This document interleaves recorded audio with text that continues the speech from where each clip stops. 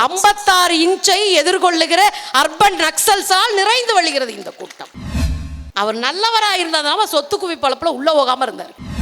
பொம்பளை பிள்ளைங்களுக்கு சொத்து கொடுத்த அறிவு வந்துட்டா குடும்பங்கள்லாம் குழஞ்சு போயிடும். காந்தியோடு நான் முரண்படுவேன் பல இடங்கள்ல. ஆனால் காந்தியை தூக்கி பிடிக்க வேண்டிய வேலை என்பது எனக்கு தெரியும். 2 கூட்டல் 2 = 4 என்று எழுதி முடிப்பதற்குள் ரத்தம் சிதறுகிறது.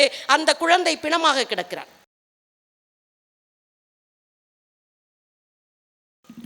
மானமும் அறிவும் மனிதனுக்கு அழகு என்ற தந்தை பெரியாரையும், நான் யாருக்கும் அடிமை இல்லை, எனக்கு யாரும் அடிமை இல்லை என்று சொன்ன புரட்சியாளர் டாக்டர் அம்பேத்கர் அவர்களையும், எங்கே ஒடுக்கப்பட்டு வெளிநிலையில் தள்ளப்பட்டிருக்கிற ஒருவனுக்காக நீ துடிக்கிறாய் என்றால் நீயும் என் தோழன் என்று சொன்ன சேகுவாராவையும் நினைத்து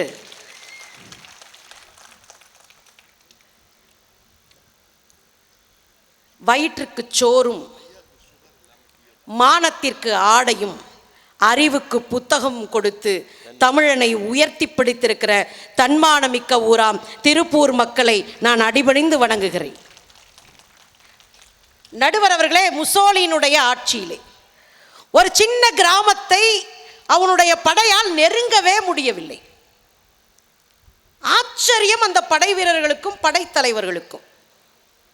மொட்டி மூதி எல்லாம் பார்த்தாச்சு. போய் கேட்குறாங்க முசோலின்ட்ட, சொல்றாங்க, தலைவா, அந்த கிராமத்திற்குள் எங்களால் நுழையவே முடியவில்லை. அவர் சிரித்து கொண்டே கேட்கிறார், ஏன்? இளைஞர்கள் கொண்ட படை அந்த கிராமத்திலே குவிக்கப்பட்டிருக்கிறதா? இல்லை, எல்லாம் 45 வயசுக்கு மேலே பெருசுங்க. 45 வயசுக்கு மேலேனா பெருசுங்களா? சரி, இருக்கட்டும், எல்லாம் பெருசுங்க. அப்படி என்றால் வழி நடத்துகிற தலைவன் ஒரு இளைஞனா? இல்லை, ஒரு 60 வயது இருக்கும், ஏன் 72 வயது கூட இருக்கும். அவர் என்னவாக இருக்கிறார்? அவர் ஆசிரியராக இருக்கிறார் என்று சொன்னபோது முசோலினி சொன்னார், அவர்தான் he is dangerous, ரொம்ப ஆபத்தானவன். ஏன்னா சமூகத்தை நல்லவர்களாக வல்லவர்களாக உருவாக்கக்கூடிய ஆற்றல் ஒரு ஆசிரியனுக்கு இருக்கின்றால், எங்களை கூர்தீட்டுகிற பெரும் பொறுப்பு எங்கள் ஐயா ஆசிரியருக்கு இருக்கிறது. அவர்தான் இந்த மண்ணை கந்தக பூமியாக மாற்றுகிற பேச்சுக்கு சொந்தக்காரர், வார்த்தைகளை கனல் தெறிக்க வைக்கிற மூச்சுக்கு சொந்தக்காரர். என்னை பொறுத்தவரையிலே வாக்கிலே உண்மையும் மக்கள் மீது நேசமும் இந்த நாட்டின் மீது பற்றும் இருக்கிற உண்மையான எளியவர் என்பதாலே அவர் எங்கள் ஆசிரியராக இருக்கிறார். அவரை நாங்கள் கொண்டாடுகிறோம். நடுவர் அவர்களே, எங்க ஊர்ல இங்க இருக்கிறவங்க பூரா அர்பன் நக்சல்ஸ். எப்படி? அர்பன் நக்சல்ஸ். 56 இன்ச்சை எதிர்கொள்ளுகிற அர்பன் நக்சல்ஸால் நிறைந்து வழிகிறது இந்த கூட்டம்.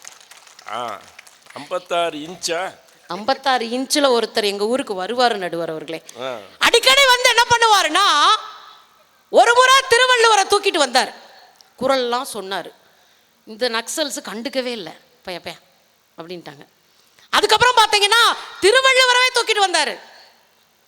அதுக்கப்புறம் வேட்டி சட்டை துண்டெல்லாம் போட்டு வந்தார், அப்புறமும் கண்டுக்கல.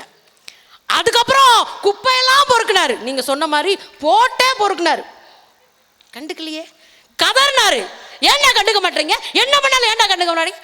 அப்பதான் இந்த நக்சல்ஸ் சொல்லுது, உன் கொண்டைய மறையா, கொண்ட தெரியுதியா, பாடிச்சோடா கொண்ட. எங்க ஆளுங்க பூரா அறிவாளிக நடுவர் அவர்களே. எங்கள்கிட்ட ரொம்ப வச்சுக்க கூடாது. அதுல தங்கச்சி வந்து சொன்னாங்க, காமராஜரை பார்த்தீங்களா, அது பண்ணாரு, இது இங்க பாருமா, எல்லாம் பண்ணாருமா. அவர் நல்லவராக இருந்ததுனால சொத்து குவிப்பளப்பில் உள்ள போகாம இருந்தார். நீ சும்மா வந்து உட்காந்துட்டு. நடுவர் அவர்களே, ஒண்ணு ஞாபகம் வச்சுக்கோங்க, இந்த வல்லவர்கள் இருக்காங்களா கொஞ்சம் திருகுதாளமா யோசிப்பான். எங்க ஊர்ல ஒரு சூப்பர் ஸ்டார் இருக்காரு, புத்தக கண்காட்சியில் எப்படிலாம் பேச விடுறாங்க பாரு. எங்க ஊர்ல ஒரு சூப்பர் ஸ்டார் இருக்காரு. அவருக்கு தெரியும், செத்து போயே 47 வருஷம் தாடி வச்ச ஒரு கிழமை எங்க ஊர்ல இருந்தாரு. அவரை பேரை சொன்னாலே ஊரு கொந்தளிக்கும்னு தெரிஞ்சோம். அவரை பேசின உடனே, எங்க கிழவனை பேசின உடனே, எங்க கிழவன் பேரை சொன்ன உடனே அவருக்கு ஒரு சந்தோஷமான நிகழ்வு நடந்துச்சு நடுவர்களே. 90களில் மாட்டிக்கிட்ட 90களில் மாட்டிக்கிட்ட அவர் வருமான வரி வழக்கிலிருந்து விடுதலை அடைஞ்சிட்டார் நடுவர் அவர்களே. ஏனென்றால் இவர்களைப் போல அரைவேக்காட்டுக்கெல்லாம் மோட்சம் கொடுக்கிற பெயர் தான் தந்தை பெரியார் என்கிற எங்களுடைய பாட்டனுடைய பெயர் நடுவர் அவர்களே.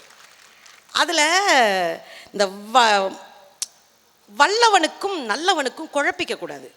வல்லவன் நம்ம ஊரில் யாரை சொல்லுவோம்? பூரா நம்ம ஊரில் இருக்கிற மல்லுவெட்டி மைனர்களை பூரா வல்லவன் தான் சொல்கிறோம். அது பூரா உள்ளுக்குள்ள தெரியும். இன்னொரு நடுவில் உடல் வலிமையை நிரூபிக்கிறவன வல்லவன் என்று இருக்கிறோம். ஆனால் நாங்கள் சொல்லுகிற நல்லவர்கள் உடல் வலிமை மட்டும் இல்லை, மன வலிமையும் மக்கள் மீது அன்பும் தேசத்தின் மீது பற்றும் ஒரு இம்மையும் எவ்வளோ பெரிய ஆளு வந்தாலும் பின்வாங்காத போராட்டத்தை செய்பவர்களாக இருக்கிறவர்கள் தான் இந்த தேசத்தினுடைய நல்லவர்கள் என்று நான் சொல்லுவேன். உங்களுக்கு 2 வரலாறு சொல்லலாம்னு நினைக்கிறேன். பட்டேல்கிட்ட போய் கேட்டாங்க, பெண்களுக்கு சொத்துக்கான சட்டத்தை, விடுதலைக்கான சட்டத்தை இயற்றி விடலாமா, பார்லிமெண்ட்ல சட்டத்தை கொண்டு வந்துடலாமா, இந்து சட்டத்தை, பெண்களுக்கான இந்து சட்டத்தை கொண்டு வந்து விடலாமா என்று கேட்டபோது இந்த நாட்டினுடைய ஒற்றுமையின் அடையாள சின்னமாக இருக்கக்கூடிய பட்டேல் சொன்னார், ரொம்ப தெளிவா சொன்னார், பொம்பளை பிள்ளைங்களுக்கு சொத்து கொடுத்த அறிவு வந்துட்டா குடும்பங்கள்லாம் குழஞ்சு போயிடும், அந்த வேலையை மட்டும் நம்ம பார்க்க கூடாதுன்னு. அதே மாதிரி போய் கேட்குறாங்க திலகர்கிட்ட, ஐயா பிள்ளைங்களுக்கு கல்வி கொடுக்கலாமா? பொம்பளை பிள்ளைகளுக்கு கல்வி கொடுப்பதும் குரங்கு கையில பூமாலை கொடுப்பதும் ஒன்றுதான் என்று திலகர் சொன்னார். ஆனா மக்களை மனதால் நேசிக்கக்கூடிய, வாழ்க்கை முழுவதும் அவமானத்தை மட்டுமே சம்பாதித்து பெண்களுக்காக ஒரு சட்டத்தை எழுதினார். 30களிலே எழுதி 48 பார்லிமெண்ட்ல கொடுத்து 51 விவாதம் நடந்து பிற்படுத்தப்பட்டவர்களுக்கு இடஒதுக்கீடு இல்லை, பெண்களுக்கு சட்டம் இல்லை என்று சொன்ன உடனே ஒரு கவுன்சிலர் பதவிக்காக காலை நக்குகிற கூட்டத்திற்கு மத்தியிலே தான் வகித்து வந்த சட்ட அமைச்சர் என்கிற பதவியை தூக்கி எறிந்துவிட்டு வெளியே வந்தவர் தான் டாக்டர் அம்பேத்கர் என்கிற மகத்தான மனிதன், உண்மையை நேசிக்கக்கூடிய மனிதர். சும்மா உண்மைனா நல்லவங்கன்னா உங்களுக்கு அவ்வளவு கிள்ளுக்கிறையா?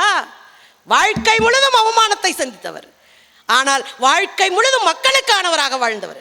நான் ஒன்று சொல்லவா நடுவர்களே, போற போக்கில் ஏன் தெரியுமா காந்தி நாடுன்றோம்? நீங்க பெரிய பராக்கிரம் மிக்கவங்களா இருக்கலாம், பெரிய பெரிய பயில்வான்களா இருக்கலாம், நீங்க 10 லட்சத்துக்கு கோட்டு போடலாம், விதவிதமா கொண்ட வைக்கலாம், வெறும் மேலே ஒரு துண்டும் கீழே ஒரு துண்டும் கட்டிட்டு போன, ஒட்டி போன வயிறும் மற்றி போன மார்பும் இருந்த காந்திக்கு முன்னாடி உலகத்தை ஆட்டி படைத்த வெள்ளையர்கள் கைகட்டி நின்றார்கள் என்ற வரலாறை நீங்கள் மறுக்கவே முடியாது. காந்தியோடு நான் முரண்படுவேன் பல இடங்கள்ல, ஆனால் காந்தியை தூக்கி பிடிக்க வேண்டிய வேலை என்பது எனக்கு தெரியும். இன்றைக்கு நான் தூக்கி பிடிப்பேன். ஏன்? காந்தி பலமுறை மதுரைக்கு வருகிறார். மதுரைக்கு வந்த காந்தியிடம் கேட்கிறார்கள், ஐயா மீனாட்சி அம்மன் கோவிலுக்கு போகலாமா? முடியாது. 4 முறை விடுதலைக்கு முன்பு காந்தி வந்து விட்டார், ஒரு முறையும் அவர் போகவில்லை. காங்கிரசார் கேட்கிறார்கள், ஏன் நீங்க கோயிலுக்கு வரமாட்டீங்க? அப்போ காந்தி சொன்னார், ஏன் தெரியுமா மீனாட்சி அம்மன் கோவிலுக்கு வரவில்லை? எங்கே ஒடுக்கப்பட்ட மக்களும் எங்கே பிற்படுத்தப்பட்ட மக்களும் ஆலயத்திற்குள் வரக்கூடாது என்று தடுக்கப்படுகிறார்களோ அங்கே கடவுளே இல்லை என்று நான் நினைக்கிறேன் என்று சொன்னவர். சுடப்பட்ட போது ஹேராம் என்று சொல்லி செத்தவர் சொன்ன வாக்கியம் இது. அது மட்டும் இல்ல நடுவர் அவர்களே, கடைசியாக காந்தி உண்ணாவிரதம் இருக்கிறார் விடுதலைக்கு பிறகு, கடைசி உண்ணாவிரதம். எல்லாரும் பதறாங்க, நேரு ஓடி போறாரு, பாகிஸ்தான் கொடுக்கிற பாக்கி கீக்கி எல்லாம் கொடுத்துறேன் சாமி, உண்ணாவிரதத்தை விட்டு செத்து போற, முதல்ல எல்லா பயிலும் வா, இந்த தலைவிங்களை போற இங்க வா, எல்லாரும் ஒரு பத்திரத்தை எடு, இந்தியாவிலே இந்துக்களும் இஸ்லாமியர்களும் ஒற்றுமையாக நாங்கள் வாழுவோம், அதற்கான ஏற்பாட்டை தலைவர்கள் எல்லோரும் செய்து கொடுப்போம் என்று எனக்கு ஒப்பந்தத்திலே கையொப்பமிட்டு கொடுங்கள், அப்போதுதான் நான் உண்ணாவிரதத்தை முடித்து எழுவேன் என்று சொன்னவர் தான் காந்தி. காந்தி கொலை செய்யப்பட்டதற்கு இதுதான் அடிப்படையான காரணம். கோட்சே சொல்லுகிறார் தன்னுடைய வாக்குமூலத்திலே. அப்படி என்றால் நீங்கள் நினைக்கிற பராக்கிரமசாலிகள் சாதித்ததை விட உள்ளம் வலுவால் சாதித்தவர்கள் அதிகம் நடுவரவர்களே. எனவேதான் அதை சொல்லுகிறேன். இங்க ஜாகின் பார்க்கல, 1000 துப்பாக்கிகளை நீங்கள் எங்கள் முன் நீட்டுங்கள், 1000 குண்டாந்தடிகளை நீங்கள் நீட்டுங்கள், எங்களை பொய் வழக்குகளை போட்டு உள்ளே தள்ளுங்கள், ஜாகின் பாக் பொங்கி வழிகிற பெண்களுடைய போராட்டம் இன்றைக்கு உலகத்திற்கு ஒரு புதிய ஒளியை வழியை காட்டுகிற போராட்டமா இருக்கு இல்லையா? மறுப்பீங்களா நீங்க? ஒரு பொண்ணு கையில குழந்தையோட உட்கார்ந்துருக்கா. ஒரு பத்திரிக்கைக்காரங்க வந்து கேட்குறாங்க, ஏமா கொட்டுகிற பனியிலும் அடிக்கிற வெயிலிலும் குழந்தையோட வந்து தெருவில் உட்கார்ந்துருக்கீங்களே ஏமான்னு கேட்குறாங்க. அப்போ அந்த பொண்ணு சொல்றா, இல்லைங்கய்யா, இது பெரும் போராட்டம் இல்லை, இது வரலாறு. நாளைக்கு இந்த வரலாற்றை என் மகள் அமர்ந்து படிப்பாள். படிக்கிற போது ஒருவேளை அவள் என்னிடம் கேட்பா, அம்மா ஜாகின் பாக்ல போராட்டம் நடந்து கொண்டிருந்த போது நீ எங்கே இருந்தாய் என்று கேட்பாள். அப்பொழுது நான் சொல்லுவேன், 2 வயது குழந்தையாக இருந்த உன்னை மடியிலே தூக்கி வைத்துக் கொண்டு கொட்டுகிற பனியிலும் வெயிலிலும் 2வது விடுதலைக்கான யுத்தத்திலே நான் இருந்தேன் மகளே என்று நான் சொல்லுவேன் என்று சொன்னார் அந்த பெண். இதுதான் நடுவர் அவர்களே, நீங்கள் நினைக்கிற பராக்கிரமம் உடம்பில் இல்லை, மனதிலே இருக்கிறது, நேர்மையிலே இருக்கிறது, அறத்திலே இருக்கிறது என்று நான் நம்புகிறேன். நீங்க இன்னொன்னு சொல்லவா? ஒரு குறும்படம் பார்த்தேன். 2 + 2 = 5. என்னடா இந்த அம்மா நல்லா தானே பேசுச்சு. 2 2 4 தானே மாப்பிள்ள? இல்லை, அது ஆசிரியருக்கு பேர் குமாரசாமியா? நடுவர் அவர்களே, அதுக்கு தான் நீங்க நடுவர். என்னம்மா அடிக்கிறீங்க நடுவர் அவர்களே? எங்கள் மக்கள்லாம் வெள்ளந்தியாக இருப்பாங்க தெரியுமா நடுவர் அவர்களே? எங்கள் கருப்பு சட்டங்களுக்கு ஆதரவாக 75% மக்கள் ஓட்டு போட்டான்னு கிளப்பி விட்டாங்க. கிளப்பி விட்டோடனே நாங்களாம் நம்பினோம். எப்படான்னு கண்டுபிடிச்சா ஒரு அழகான பொண்ணு ஃபோட்டோவை போட்டு கீழே நம்பரை போட்டு விட்டாங்க. இந்த நம்பருக்கு மிஸ்டு கால் பண்ணால் அந்த அம்மா பேசும்ட்டாங்க. ஏற்கனவே நம்ம ஆளுபுறம் தெருவில் தெரியுறாங்க, அடிச்சுக்கிட்டே இருந்திருக்காங்க. 5 தடவை ஒருத்தனும் அடிச்சிருக்கான். 5 தடவை அடிச்சுட்டு போயிட்டான். மாப்பிள்ள, எனக்கு தாண்டா லக்கு இல்லை, நீயாவது அடி மாப்பிள்ள, உனக்காவது ராசி இருக்கான்னு பார்க்கலாம். அவன் ஒரு 5 தடவை, இப்படி ஆளுக்கு 5 தடவை அடித்து கொண்டு போய் மேலே விட்டாங்க. நம்ம ஆளுங்க வெள்ளந்தியா இருக்கானா? வல்லவங்க எல்லாம் ரொம்ப நல்லா பயன்படுத்துறாங்க நம்ம ஆளுகளை. ஆனா நான் என்ன சொல்றேன், ஒரு குறும்படம் பார்த்தேன் நடுவர்களே. போர் சூழலில் இருக்கிற வகுப்பறை, அது ஒரு போர் சூழலில் இருக்கிற வகுப்பறை. அந்த வகுப்பறைக்குள்ளே மாணவர்கள் அமர்ந்திருக்கிறார்கள். ஆசிரியர் வருகிறார். ஆசிரியர் ஒரு வல்லாண்மையினுடைய வெளிப்பாடு. அப்படி நெஞ்ச நிமித்திட்டு ஒரு ஆதிக்க திமிரோடு உள்ளே வருகிறார். வந்தவர் பாடம் நடத்த ஆரம்பிக்கிறார். அவர் கணக்கு வாத்தியார். 2 + 2 = 5 என்று சொல்லுகிறார், எழுதி போடுகிறார். குழந்தைகள் எல்லாம் கதறுகிறார்கள். இல்லை, 2 + 2 = 5 இல்லை, 4 என்கிறார்கள். இல்லை, 5 தான். அப்புறம் குழந்தைங்களாம் வாத்தியார் சொன்னா நம்ப ஆரம்பிச்சோம்ல, ஆமான்னு அமைதியாக உட்காந்துருச்சு. அதுல ஒரு பையன் எந்திரிக்கிறான். இல்ல, 2 + 2 = 4 தான் அப்படின்றான். நான் சொன்ன பிறகுமா அப்படின்னு கேட்கிறாரு. யார் சொன்னாலும் அதான் உண்மைன்றான். உடனே ஊர்ல அந்த ஸ்கூல்ல படிக்கிற நல்ல பிள்ளைலாம் கூட்டு வரான், நல்லா படிக்கிற பிள்ளைலாம். இப்ப சொல்றா 2 2 5ன்றாங்க அந்த 4 பேரும். அப்பவும் இவன் மறுக்கிறான். இல்லை, 2 + 2 = 4 தாயா அப்படின்றான். எங்க எழுதி போடுன்றாரு அவர். அதிகாரம் இந்த குழந்தை எழுதி போட சொல்லுகிறது. சாக் பீஸோட போறான். போர்டுல 2 + 2 = 4 என்று எழுதி முடிப்பதற்குள் ரத்தம் சிதறுகிறது. அந்த குழந்தை பிணமாக கிடக்கிறான். இதற்கப்புறம் அவனை தூக்கிட்டு வெளியே போயிடறாங்க. வகுப்பறை அமைதியாக இருக்கிறது. ஆசிரியர் கேட்கிறார், 2 + 2 = 5 என்று எழுதுங்கள் என்று கட்டளை இடுகிறார். எல்லோரும் எழுதுகிறார்கள். 2 + 2 = 5 என்று எழுதுகிறார்கள். கடைசி பெஞ்சில் ஒருத்தன் இருந்தான். அவன் 2 + 2 = 5ன்னு எடுத்துட்டு ஒரு நிமிஷம் மேலே பார்த்துட்டு அந்த 5 அழிச்சிட்டு 4 என்று திருத்தி எழுதுகிறான். இந்த 4 என்று திருத்தி எழுதுகிற ஒருவனால் தான் இந்த நாட்டினுடைய விடுதலையை தக்க வைத்துக் கொள்ள முடியும். அவன்தான் அறத்தின் பக்கம் நிற்கிற குழந்தை. நான் ஒன்று சொல்லி முடிக்கிறேன் நடுவர் அவர்களே, எனக்கு தெரியும் நீங்க அடிச்சிருவீங்கன்னு. ஒரு 17 வயது பெண் ஜெர்மானினுடைய நாசிக் படையை எதிர்த்து போர்க்களத்தில் நிற்கிறாள். அவளுக்கு தூக்கு தண்டனை. தூக்கு மரத்தினுடைய நிழலிலே நிற்கிறாள். நின்று கொண்டு இருக்கிற போது அவளிடம் ஒரு வாய்ப்பு கொடுக்கிறார்கள். நீ தப்பிக்கொள்ளலாம், உனக்கு தண்டனை குறைத்து கொடுக்கிறோம், நீ தப்பிக்கொள்வதற்கு ஒரே ஒரு வழி இருக்கிறது, செய்கிறாயா என்று சமரசம் பேசுகிறார்கள். அப்ப அந்த குழந்தை சொல்றா, என்ன செய்ய வேண்டும்? அப்போது சொல்றா, உன்னுடைய தோழர்கள் அவர்களை காட்டிக்கொடு. சிரித்து கொண்டே சொல்லுகிறார், என்னை தூக்கிலிடுங்கள், என் மரணத்திற்கு நீதி வேண்டி என் தோழர்கள் உம்மை சந்திப்பார்கள், அப்போது அவர்கள் பெயரை உனக்கு தெரிவிப்பார்கள், அன்றைக்கு தெரிந்து கொள் என்று சொன்னால் அந்த 17 வயது பெண். அவள் பேர் லெபா ராடிக்.